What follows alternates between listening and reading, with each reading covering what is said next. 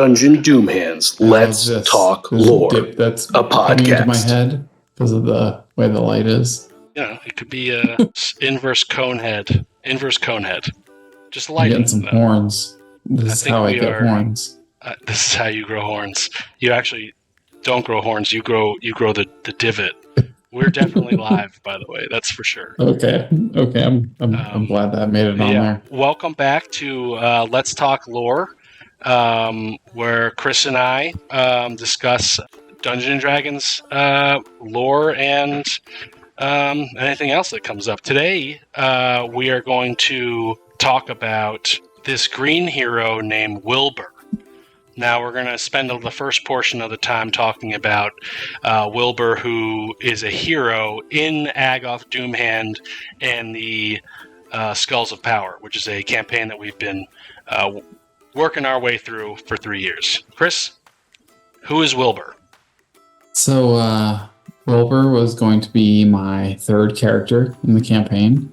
It was after we got a lot of information of like a somewhat good lore drop, and I wanted a character that I could try and squeeze as much lore out of Spencer as I could through my backstory. That's the whole reason his whole backstory is what it is, so I could be like, hey Spencer, would I have learned this from my cult that I just made up so I could ask you all these questions? So Wilbur, at the end of the session where Lone Star did the necklace in the bag and poof, had the rest of the guys do a couple of rolls and randomly decide what I was going to play. So it turned out to be a kobold barbarian. Yeah, fantastic. He was made. Yeah, that's right. He was made from our rolls or from your rolls?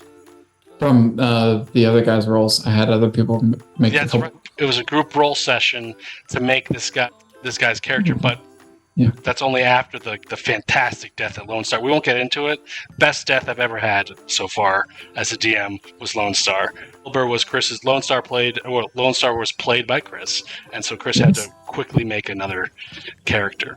So when you were rolling him, after you rolled his race and his class, and you knew that he's the green hero because every player has a specific skull that their characters are attached to, so you knew you were going to be green. That doesn't change. You're forever a green, unless we figure out a way to change it. You're forever a green skull player.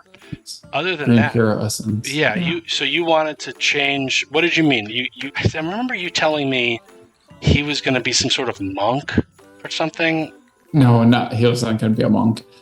Not a monk, but like a priest in the studying. Well, skulls or something. So knowing he was going to be a barbarian, I was curious about what I was going to play, and I really wanted to play the beast subclass, which is like you're really in touch with nature and you can change a lot of things. So I'm like, that sounds really cool. And he's a kobold and he's tiny, and I'm from South Florida. Perfect. There's a place called the Everglade in our world, and I'm like, he could be from a small tribe from there, and his tribe could be a cult that is a fanatical cult to the green hero. So it's like a swamp. The green hero is all about Artemisian, but it could be like somewhat of a twisted cult. So I was like, all right, how am I going to have fun with this? So this was like a complete world building exercise for me. I was like, wow, this is incredible. As a DM, your guy wants to make a character based off of your campaign lore, which I don't know how often that happens, but I'm sure it happens. But that's pretty cool. Well, here's a tip. Here's a tip for all you players: if you ever want to throw random lore into the story, just keep adding more stuff to your backstory. Oh, yeah, for sure. Create your own world that you're from, and then it's a negotiation with you and the DM to see how much of that you can fit in there. And also, like, one of the funniest parts about him was that I think he was like, this whole story, he didn't last too long.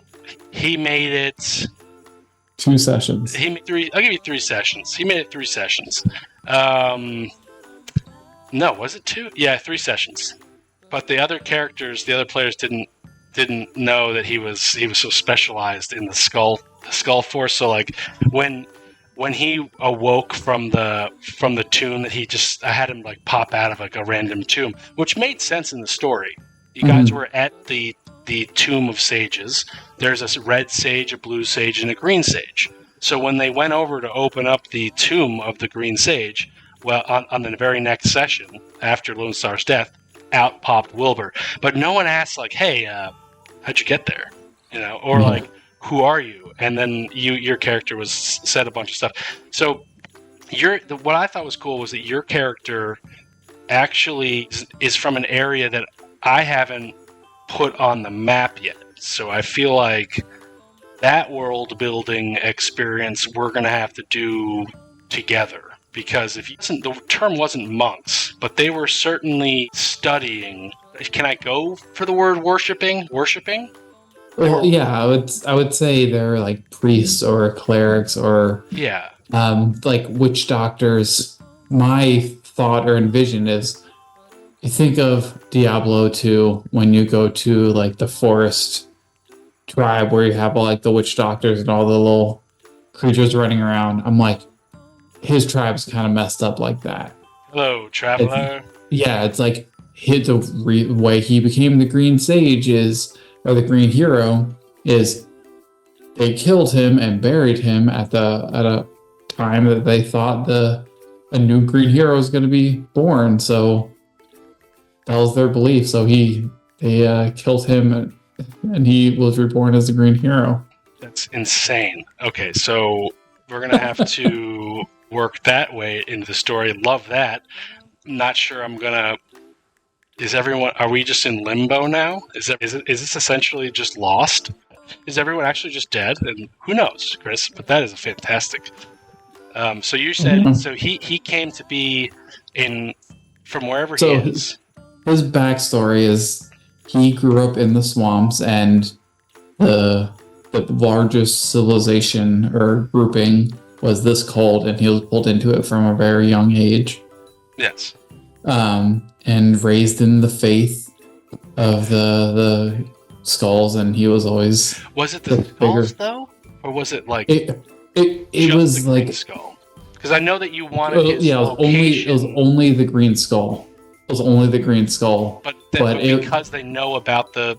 My thought was like it's a misinterpreted path that the belief went in. So think of like a major religion, and then there's like a small section of that a whole religion and cult following is devoted only to that aspect of it, nothing else. I cannot wait to build. Maybe we should build. Chris wants to had a good idea of building a couple, like a town, a city, a village, maybe something smaller, maybe something bigger, live. And I'd be very interested to know from viewers in the comments if you'd like to see that. Now we would separate the screens and we'd do it live on our tabletop, and we'll figure it out. But I'm very, very interested to see. I know we want to do Trigard together, which is a huge city. I would love to see the city develop over a couple sessions with Let's Talk Lore. But this particular Green Hero thing, I love that, and I feel like as a DM, sort of first off, gotta honor the role play. Like, I feel like if a player comes to you and says they would like to create a character in your myth, essentially in your world, that has to do that knows a little bit more about whatever than the backstory of what's happening than the other players. That's a perfect way of getting the group to be more interested in the actual campaign story, not just the subtle side quests, but also like get them involved. Because now I don't think our group 100%, as I said earlier, to circle back, took advantage of that, but I don't think he was alive long enough for that. I think part of that was entirely on how I played Lone Star, being an evil, like, jerk of a character, and then I came into Wilbur. Yeah.